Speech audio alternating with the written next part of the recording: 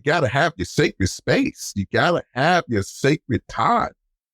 And you have to protect it. You have to protect it with reverence.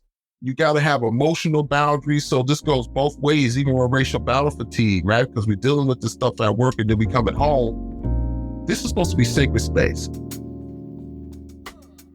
In a world where the recruitment of Black educators dominates headlines, one question remains: where are the conversations with folks who are leaving education? Introducing The Exit Interview, a podcast dedicated to archiving the untold stories of Black folks who have departed from traditional education spaces. I'm Dr. Lyons, and I'm embarking on a mission alongside my esteemed guests. Together, we shed light on the challenges, triumphs, and experiences of Black educators, aiming to inform and empower communities invested in understanding the crucial issue of retention in education. Welcome to The Exit Interview, a podcast for Black educators.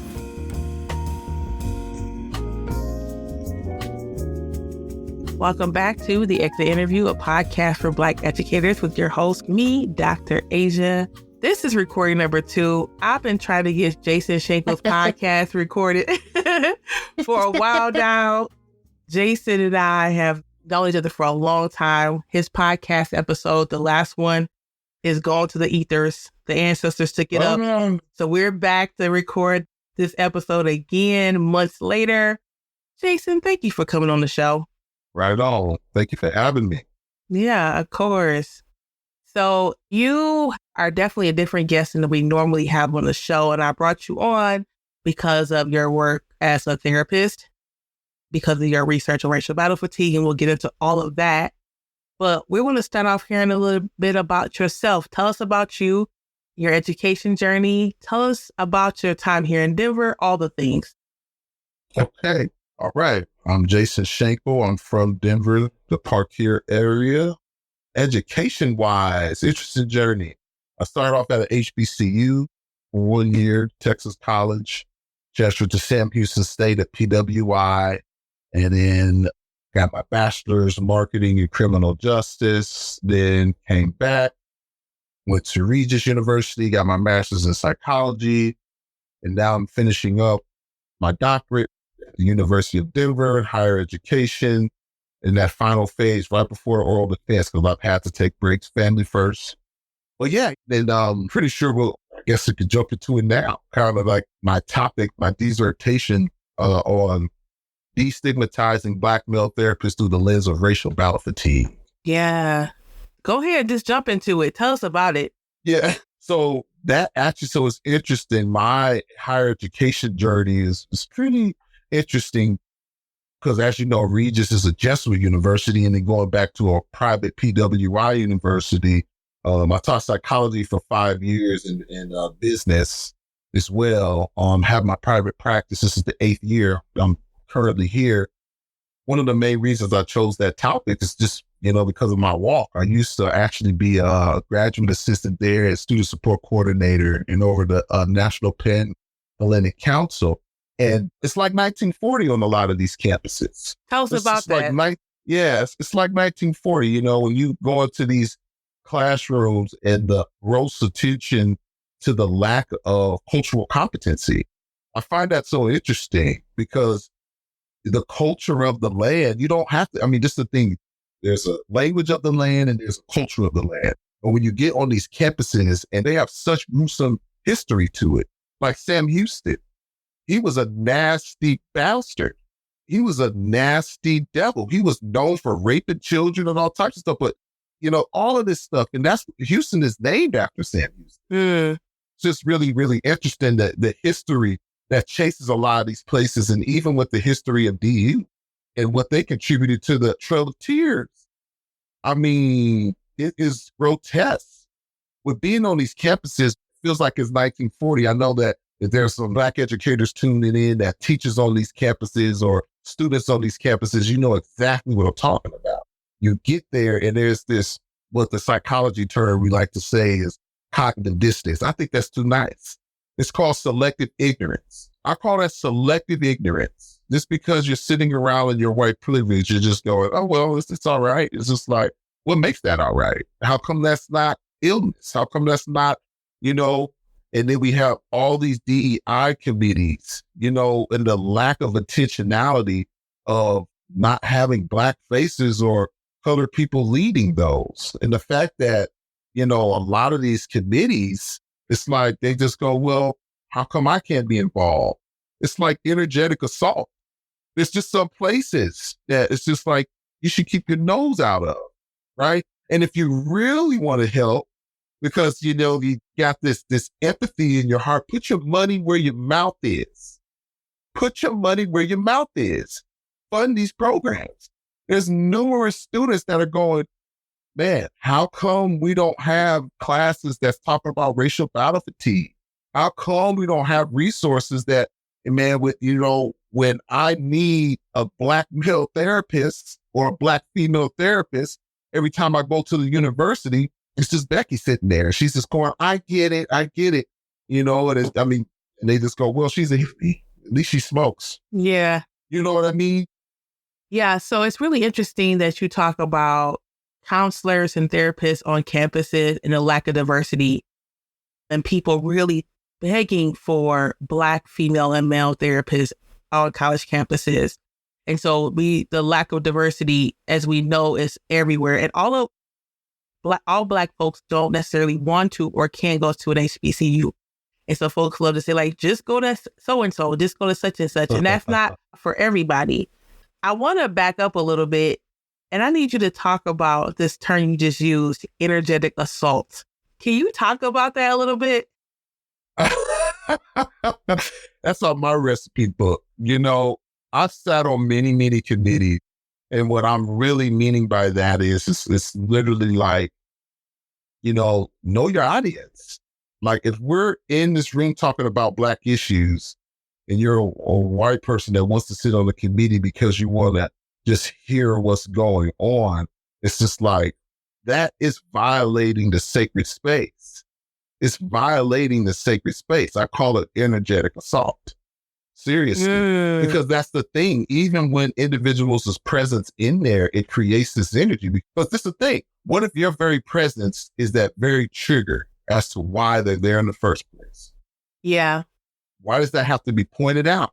Why do we have to do this reverse stuff where it's like, well, you need to be inclusive and no. It's just like, we're talking about Black issues in here. What make you think it's okay to just sit in here? And what, are you getting off and listening about our suffering? Like, really, what is that about? What is that about? Yeah. Seriously. We got meetings out the yin yang. We can have a general meeting, but get out our space. It's interesting that you say that because coming from Detroit and coming here, there's been so many times it's very pronounced as a space for Black folks or space for folks of color. And very much, there's always non-Black folks in the space or non-folks of color in the space. Even though the description says it's for Black people, we understand it. And I love that you said that it's an energetic assault to have the same people that cause harm in the space, because I think I have the same feeling about when we have affinity group spaces in the school cafeteria, in the same place that we've experienced assault, right? Where they like, oh, let's all come together from the district wide and have all the Black teachers come to this building. Well, how do you know that building is not the place where they've experienced a trigger, right? And so I'm glad that you're talking about that. And I love we bring it out. I'm gonna credit Jason on this energetic assault. He said that's from his recipe book. So we know that, folks out there, if you hear it, that was his first. But I love that. I love that you're talking about that. When you're talking about racial battle fatigue and you're seeing it, and you talked about this is your dissertation research, it started off, it sounds like, as me search, where it's all about your own experience. Having talked to other folks in community, what are they saying about their racialized experience and about racial battle fatigue that they've experienced? Oh, it's interesting. So my theoretical framework, I'm using is scholarly personal narrative. So it's basically like a form of urban ethnography in a way, but more centered in my story. I want to read this definition to kind of go into that part of what I've been experiencing as a Black man and being a Black therapist and being the first to just tell people, hey, yo, this is racial balance fatigue. You're not going crazy. You know, it may feel like you're going crazy. They may want you to believe that you're going crazy, but you got to reject that. You got to reject that stuff. Oh, and William Smith, you know William Smith. I do. I'm going to read something that I had cited out of his work. It says, accumulated result of natural race-related stress responses to distress mental and emotional conditions. These conditions emerge from constantly facing racially dismissive, demeaning, insensitive, and or hostile racial environments and individuals. So to your question, and what I've been seeing, I had done a workshop for the state of Colorado some while ago. And it was so interesting talking about racial microaggressions and racial battle fatigue. The thing that I noticed is it's almost like the most well-known secret that a lot of Black people don't know, because they can't, you have to name it to tame it. If you can't name it, you can't tame Jason, it. you've been sitting on my sessions, because that's what I talk about all the time. Really? And I started to cut you off, but the reason why I'm so passionate about speaking at conferences and being in community is because I want to support the language, getting the language out there, because like you said, people are crying in their car. They are resentful. They are smoking and drinking more. They are not treating their children the way they used to. They are lots of things, John Henryism, right? But they don't know the words, the language. You have to name it exactly what you said. And I say this when I speak, you have to be able to name your experience to then do something about it. I'm so glad you're saying that. I had to cut you off because I'm in 100% agreement about that. Yeah, definitely. We got to name it to tame it. And there's many times very memorable looks on Black folks' faces while talking about these pieces. It's almost like man, they just look at it and they just look shot out. Wow, like what you just described is something that I felt was undescribable because I was in it. I feel it. You know, it's the culture of this company. Really have to be intentional around putting guardrails around our culture, right? And, you know, and being tribal, even when we're in these corporations, like we still got to be on code. You still got to be on code. Serious. Yeah. And like what you said, we got to name it. That's a phrase I constantly use in here. There's a lot of Black men's first therapists, a lot of Black women too as well. And white people come see me too. And that's cool. You know, I'm about healing. Like, let's heal. But a lot of Black men come see me. And they're like, man, this is my first time coming up in here, man. I just gotta, and it's a language. Like what you said, it's a language. It's a lingo, right? You can't fake vibes. You can't fake the energy. You can't fake the frequency. You can't fake consciousness. You can't fake it. Yeah. Right? So with this topic, I see a lot of more Black people being a bit more curious. And as they name it in some of those workshops that I was doing, being able to be emotionally objective about it. Because that's the thing. We are very soulful.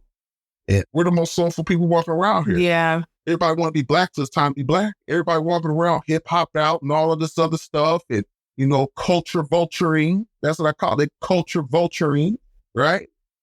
And we're the kings and queens walking around here. So when we name this stuff, I see a lot more Black people going, you know what? I knew something was up. And my definition of, you know, racism is designed to make you feel like you're going crazy. Yeah. It's designed that way. So I'm seeing a lot more Black people actually standing up and kind of going, no, something ain't right. And especially when you say racial battle fatigue, it's one of those things, even when you say it, if they don't know the exact definition, they know where you're coming from. They just kind of go. Yeah. Jason, this is so many things are going through my mind. But this idea of people, you come into your workshop and you're presenting and you can physically feel a shift where they're like stunned, then they're processing, and then there's this energy of like, okay, then what's next? Right? Do you feel that in your workshops? Because I definitely this arc where when I'm starting and I'm like, any questions? And people are just processing all of their symptoms on a screen. Yeah. And I don't know. I know you said she spoke at the state of Colorado. A lot of the work that I do focuses on this in education, the K-12, a lot of K-12 folks and union folks and things like that. But it's very interesting because you're right. Once we see it, it's like, that's it. I'm so glad you're saying that. And can you read that definition one more time for us, please? Yes. Cumulative result of a natural race-related stress response to distressing mental and emotional conditions. These conditions emerge from constantly facing racially dismissive, demeaning, insensitive, and or hostile racial environments and individuals. Yeah. Hostile environments and individuals. Yes. I'm going to need to put that in the show notes. I'm going to need you to send that to me so I can put that in your show notes, because that definition I've not heard before from Dr. Smith. So I'm glad, because I've seen others that talk about the time taken out of your day to cope with experiencing racism that involve the physiological, psychological, emotional, behavioral responses that we have. And it really focused on all the time we spend processing through it, thinking about it, trying to push it down, can't sleep, rehearsing the situations in our mind. And so that's what I've heard, but I like that definition as well. And I'm sure that the audience would love to read more about that too. Yeah, I'll send that to you. I'll just screenshot and send it to you. Yeah, please do.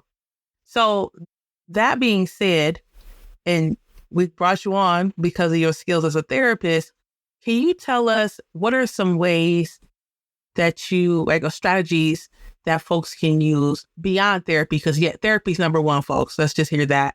But what are some strategies that folks can utilize at home with themselves, with their families, to cope with racial battle fatigue? Some things that you suggested to your clients. Yeah. So definitely, get a Black therapist. Mm-hmm. You cannot spell spiritual without ritual. The way you wake up, what is the routine? If we get up and we shooting into our day like it's a track meet, right? It's not a good thing. So what I would say is one of the first things is, what is the root? We could call it a ritual. We could call it a habit. We could call it a routine, because I know some people kind of go, oh, is it? You know what I mean? But it really is. So what I would say is something to start off with. It's like, read something philosophical in the morning. And if you're a history buff, one book that I'm recently I got it in the car, African Myths and Legends, to know the true history, something to get your mind occupied. Because when we talk about racial battle fatigue, right, a lot of individuals take yesterday and today, right? You wake up and then, Lord forbid, you're in a toxic situation or a toxic, you come home, go from war to war.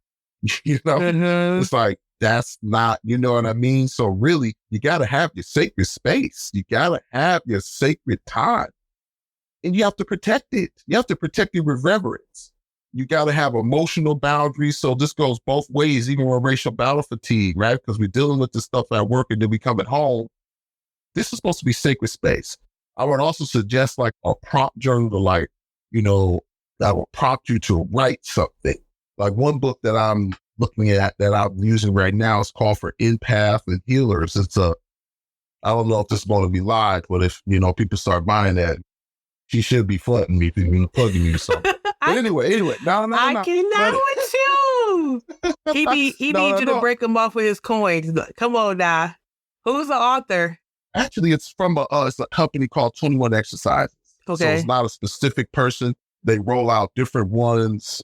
This one is for empaths, for individuals that are empaths. I mean, it is very taxing. It's very taxing.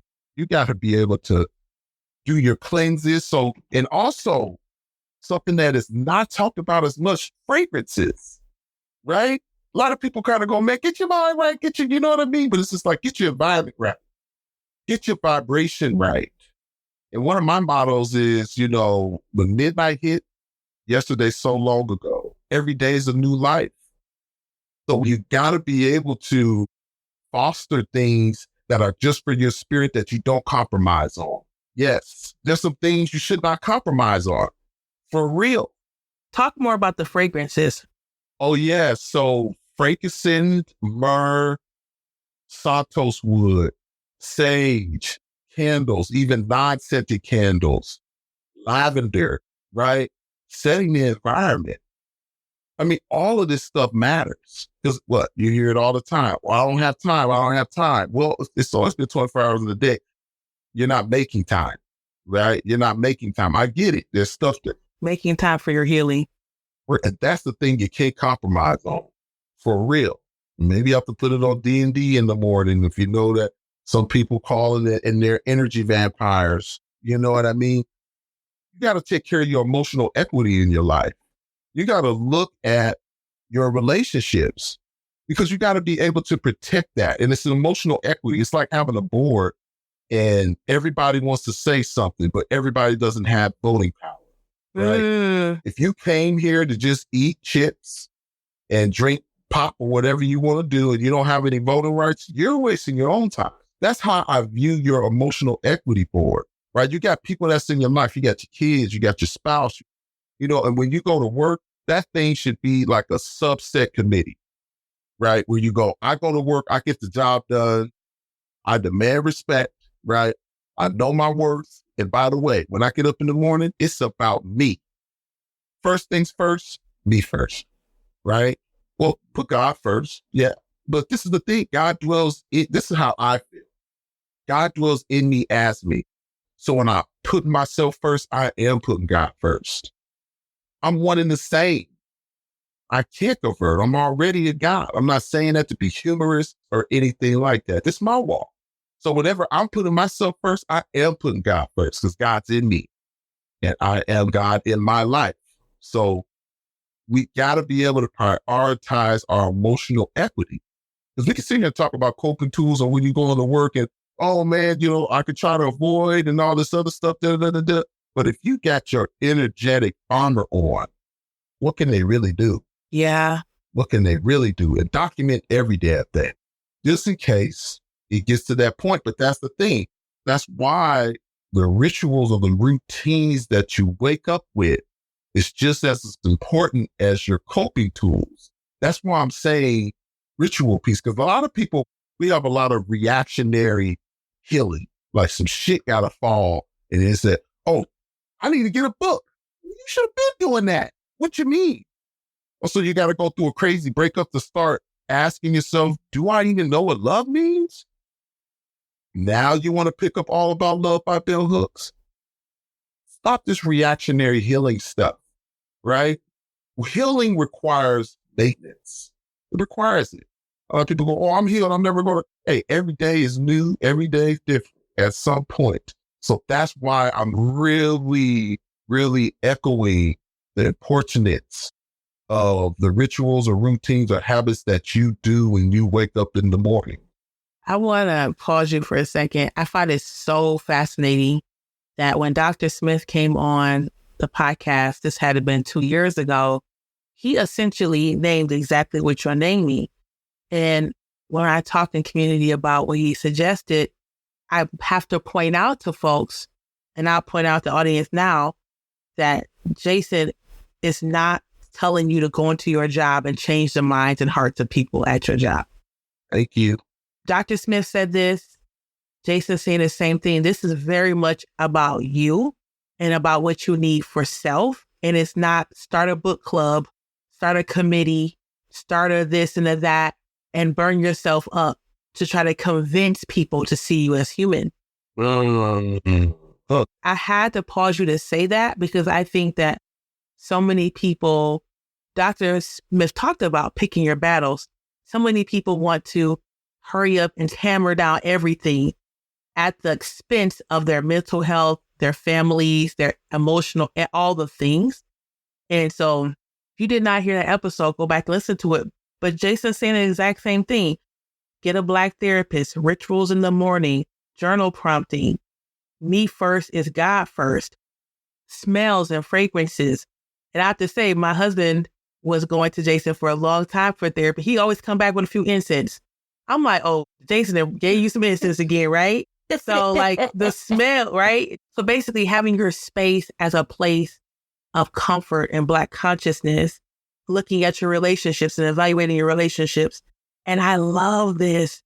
We have to stop the reactionary healing, right? I think that so many people that I've talked to thought that they were the one, that racism couldn't happen to them at work, right? And it's just like, well, it couldn't fire me because I'm the head of blah, or I'm running this project. And then once everything falls down, they want to come and say, I can't believe they treated me like this. And then they want to, like you said, come into your office, right? And try to get all the tools when we should have been in therapy. Thank you. When we should have been reading. We should have been had our incense out. We should have been had our ritual. So I just had to pause there. And I really appreciate this. Is anything else you want to add? Because this is great. Meditation. Meditation is like the soundtrack to God's voice within you. If you're talking, how are you really listening? Sometimes we have to quiet our minds in order to really go, man, where am I at? Can I reset and not have this energy exchange spillover? But yeah, that's the only thing that I would add to that piece. And I'm grateful that the way you point these pieces out and you lace them together, because by no means we're not here to change people's mind. So I really like that. Change people's mind as far as, when it comes to racial battle fatigue, like what Dr. Smith was saying. Don't go in there trying to change their minds. Say, hey, treat me better, or hey, let's have a better work environment. It's toxic on its own. And we cannot use toxic tools in order to bring healing. It's too much kicked up blood on it. It's too much kicked up negativity. Mm-hmm. That's a fool's paradise. That's a path to fool's paradise. It really is. That's chasing the wind. Focus on your spirit. Focus on yourself, right? Have things that you do not compromise on. I get it. We like to, all in the sunlight, but no, there's some things that, no, I'm not compromising on that. I'm not allowing you to come over here and put 3 things on my tally when you are the director. You don't want to pay me the things that you extended to me. And I get it. Some people say, hey, you can't really do that. You can't, say, but it's just like, hey, you got to have some boundaries. You got to be able to have some boundaries. You say, hey, look, that's another thing. And you know it too. We hear that all the time. They said, man, I'm doing regional director work. And this is getting put on me. And they're going, yeah, maybe we might give you a raise, maybe. Like, I'm actually doing your damn work. Like, we don't know that, right? That's disrespectful. There's got to be a different way to maneuver this stuff where it's like, yeah, I need to have a talk with this person. Why don't you respect me? Because I feel like you're putting this stuff on me. This is professional development. I don't need no more of that. Right. I'm not compromising on disrespectful energy. I'm not doing it. We got to meet in the middle of the bridge. So, yeah, like what you were echoing what Dr. Smith was saying, yeah, don't go in there and try to change people's minds. For what? Yeah. I want to back up a little bit and ask you a question that I had not planned, but I think it's important to ask. The first thing that you mentioned was, and I mentioned too, was finding a Black therapist. And there are folks out there who are just leaning into the idea of therapy and then let alone finding a Black therapist, right? So what are some things that people can do to help them to know that they found the therapist that's right for them? Are there questions to ask? How do you know if it's a good fit as a person receiving therapy? What does that look like for folks? It's interesting. I would say it's a vibration. It's a frequency. I mean, you ever just like met somebody and say, man, that person's cool. I kind of get that feeling. Then you met some people where you just like, yeah, I don't give a damn if I see them ever again. Facts. What's their name? Don't care. Yes. Don't care. Yes. So it's the energy thing. And some questions to ask that I would suggest is, ask what their modalities are. I know you can go to their website and things like that.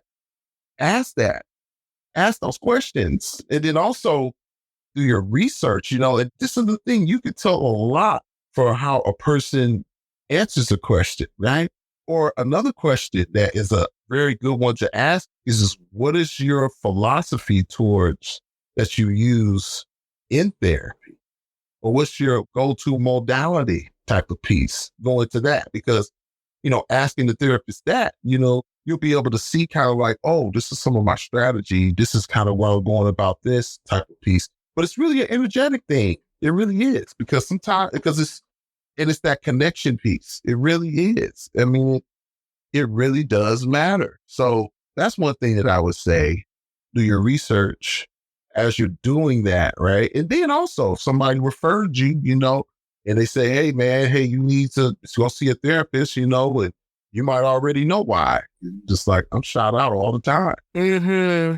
And then when you go in, you just kind of go, even before you get to the therapist, and that person that referred you, right? And they just say, hey man, you're going through so much. I just think a therapist would be essential for you.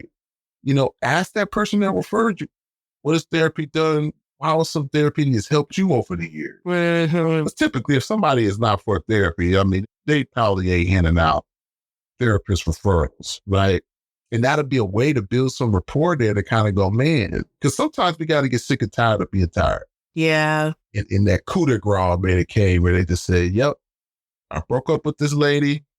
I keep choosing the same woman with a different name. I'm convinced I'm the problem. Yeah. You're the common denominator in all your problems. Yeah. I think that's under that same vein of I broke up with different jobs, right? Yeah, there it is. And even if it is like racially motivated, not accepting that's what it is, right? So the same idea. Yeah. For real. So that would be some go-tos, with that piece. Thank you. And then look them up on LinkedIn, and then maybe ask a question about one thing or something like that. But it's typically, and this is the thing with a lot of individuals that's never been in therapy, more oftentimes, because I do all my screening, some people don't know. They just don't know. They just know, like, I just need help. They're having an issue naming it. They're like, I'm having anxiety attacks. I don't know what to do about them. So they may not even be in that space. They'd be as inquisitive to see if like, oh, what's the fit? So that's why I say it's more of a vibrational thing, because sure, when they're being vulnerable like that, and that therapist is taking that moment to ask pivotal questions, where it's just like, hey, are you experiencing more manic depression or mania? Oh, I don't know what that is. Well, let me explain to you what the difference between these two. Oh, it sounds to me, for what you're talking about, you have a lot of anxiety. Anxiety, the Latin root of that word before they assassinated that language, is anxiety means to choke out. That's why when a person's having an anxiety attack, it feels like they're drowning. Just as saying something like that, and I've had screenings with individuals before scheduling, I've had them, before we get off the phone, to say, man, you just lining that out really is making me excited to come and sit down, because to me, it's very scary. It does feel like I want to die because I can't breathe, but just being able to know what's going on with me. Like, what's going on? What is this called? Once again, like what you talked about and what we're talking about, we got to name it to tame it. And sometimes people just don't know. Yeah. They just don't know. Yeah, I love that. Thank you. Since we're in this same vein, I would like you to please tell folks, first of all, are your books open? Can people even come and see you before I do all this? His eyebrows up. Yeah, we can do it. We can do it. So before I go into how to find this man, and then we say he's canceled out. So folks who are in the Denver area, do you do telehealth, or is it mostly in person? I do telehealth. Okay. So tell us how to find you, the name of your therapy practice, all the information about you, where they can find you on LinkedIn, because if you know nothing about Jason Shankle, he stays on LinkedIn with the resources. So give us all that information, please. Okay. So I'll give you the rundown. So Inner Self and Wisdom, this is where I'm at right now in my office. So Inner Self, INNER, and then self, and then andwisdom.com. A lot of my resources are on there. The number to the site is 720-651-2556. That's the business line number. But typically then I'm on LinkedIn, Instagram, a lot of those places. I'm on Patreon, A Moment with Jason Shankle. I put a lot of interviews and stuff up that I do with like Brother Jeff and quite a few other individuals and stuff. And then I have a nonprofit that I started that I'm looking to combat the racial battle fatigue, and also, other workshops, these healing workshops. And now my nonprofit is the Black and Mental Health and Wellness Coalition. So, and it's actually, getting a lot of steam. So a lot of workshops exploring nature in a way too, as well, with mental health and individuals, and resources. Like what I said at the beginning of this call, put your money where your mouth is. I'm practicing this stuff. It's our responsibility to take care of our community, not onlookers. Yeah. That just doesn't work. And then I guess since we on that, addition to that, all right, so I'm an author. I was showing that lady's book. I'm going to show my book. Yeah, So, show your book. Yeah. They can't see it because it's on but still tell us all about it. Okay, cool. What's it called? Okay. So this is called Suffer Less, Meditations for Transforming Trauma into Healing. This is under my philosopher's name, Jason Shankle. And then my poet pen name is Black Azar. Pronounced Black Azar, however, it just means black God. And all of these are found on Amazon. My second one is Crowns of Shattered Dreams. And my first poetry book is Soul Searching Poetry. So, and that's the thing with reading and all these other pieces. Like, I am working on my first therapist book. That has been in the making ever since I began. So that's another way that I want to, bring a resource to the world where it's just like, hey, man, I'm working on myself and reading this book, and I'm actually healing instead of just being reactionary and just fixing things and putting duct tape on stuff. Yeah. But yeah. That's where I could be found. InnerSelfAndWisdom.com. I'm on LinkedIn, and it's evident my name is at the bottom of this interview, and it's evident y'all listening to it. So if you type in Jason Shankle Therapy or just Jason Shankle, I'm not hard to find on the internet. Yeah. Maybe outside, but he said maybe I'm introverted a little bit, but not on these interwebs. For real. When we get back, I'm going to ask you a few more questions. Folks, hold on. And while we're on our break, maybe go find his website, maybe go get set up with an appointment or follow him on LinkedIn. We'll be right back. Hey there, beautiful people. It's me, Dr. Asia. Before we dive back into our conversation, I have something exciting to share with you. Are you a dedicated Black educator or support Black educators? Well, if so, we've got some great news for you. We're thrilled to introduce the latest addition to our podcast community, the Black Educator Be Well newsletter. It's a space dedicated to all things Black educator healing, wellness, and more. We believe that taking care of our Black educators is crucial, and this newsletter is designed to do just that. Picture this: exclusive insights into self-care practices tailored for Black educators, inspiring stories from fellow teachers who've overcome challenges, and tips for creating a positive and supportive environment at work and at home. Subscribers will get early access to our upcoming podcast episodes, special interviews with guests, and even some surprise giveaways. How do you become a part of this amazing community? It's easy. Go to exitinterviewpodcast.com or check out the link in this episode's show notes. Now let's get back to the conversation. All right, welcome back. So we're interviewing Jason Shankle. Jason has given us so much information about ways to combat racial battle fatigue. And I'm just so glad to have had him finally on the podcast, and the recording is working, because I keep looking up to make sure the red light is on, because that is my fear. This is such great information. So we're wrapping up our show, and I'll ask you the questions that I ask all of the folks that come on. That first question is there a Black educator or educators that you would like to shout out? Yes. Actually, 4 come to mind. And I'll go in the order as I met them. 2 of them I know you know very well. First one will be Miss Knight.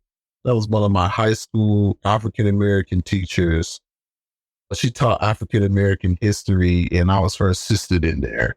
And I've always had a reverence for Black truth and Black consciousness. So that was really cool that she had took a liking to me and said, hey, I'm going to make you my assistant. I was like, oh, okay. The next one will be Peggy Lyons. It might be a kid vote. Maybe. Yeah, Peggy Lyons it was out of HBCU. I never forget that, meeting her. She was the first one. She was actually my first college instructor. Like when I first came into zoology, it was my first class. Moved there early, and I said, dang, I thought it was a different time. And this is in Tyler, Texas. And I remember as she was taking more of a liking to me, I remember when she is, she said, "You're an erudite." And I was kind of sitting there and said, "Damn, she calling me names. What's going on in here, man?" I said, "Damn, erudite. Huh.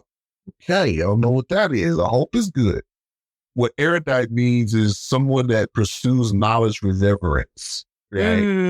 That's what an erudite is. Because she was talking to me. She said, "You're different.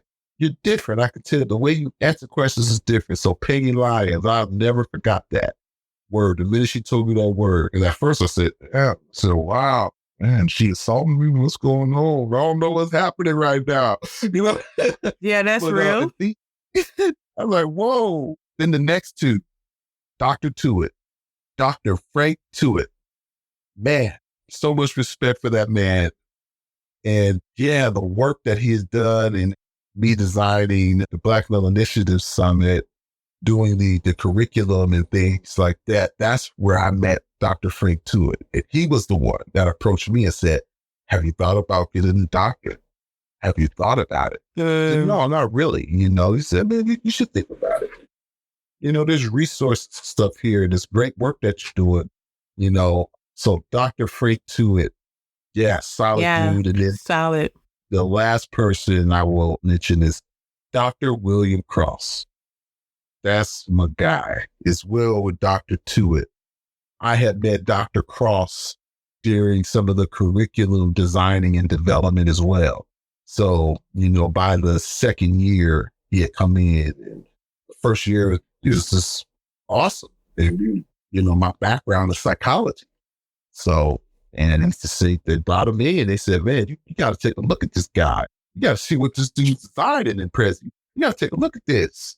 Came, sat in there, just amazing stuff. I learned so much from them. But yeah, those four and those last two, oh my goodness, so supportive. Yeah. So much respect for all of them. But Dr. Frank and Dr. Cross, man, goodness. I learned so much from those men. Yeah, thank you. I bet you have. Our next one is, and our final, what's been bringing you joy these days? Traveling, my children, of course, nature, and my pen. I have been writing. I've been putting myself in intentional, peaceful, sacred spaces, not just falling in them and just going, "Oh yeah, this looks like a cool place to have a picnic or some craziness." No, I'm intentionally going out. I'm going, think I'm gonna go ahead and hike. While I'm hiking, I'm gonna take my vlogger camera on me, and then I'm just going to look at the sun and walk through these mountains and ask myself a question, be more curious. But yeah, I would say children, traveling, and my pen. I love to write. And, one thing I say is this creativity is a symptom of healing. I really believe that. To be able to be in a creative space is the ultimate emotional freedom that I experience. And being able to make decisions professionally and personally and be able to travel as much as I do. Yeah. It's food for the soul. And going back to Africa before the end of the year, that's something I'm doing every year. I would suggest Black folks go back to Africa, learn a language, learn another language. There's so many languages, Black languages, or just another language, period. Get back to Africa. Well, there you have it, folks. And I'm going to add to that list, peaceful, sacred spaces. I love putting myself there, not falling in them. And the travel, like all those, making it to that list that we talked about earlier. All right, folks. So Jason Shankle's been hanging out with us. That was beautiful. We thank you so much. Again, please go out and find a Black therapist. Jason's books are open, so you may be able to squeeze in there. And take care of yourselves, and we'll talk to you later. Peace. Thank you for tuning in to another episode. We hope that you've gained valuable perspectives and a deeper understanding of the conversation surrounding Black educator retention. As we conclude this episode, we encourage you to join our Patreon to support our work. Plus, as a patron, you receive bonus episodes, merch giveaways, and much more. Stay engaged with us on our social media, sign up for our newsletter in the show notes, take a look at our YouTube page, and interact with us on our website. Remember, the stories we've shared today are just the beginning, and your participation is vital for the future of education.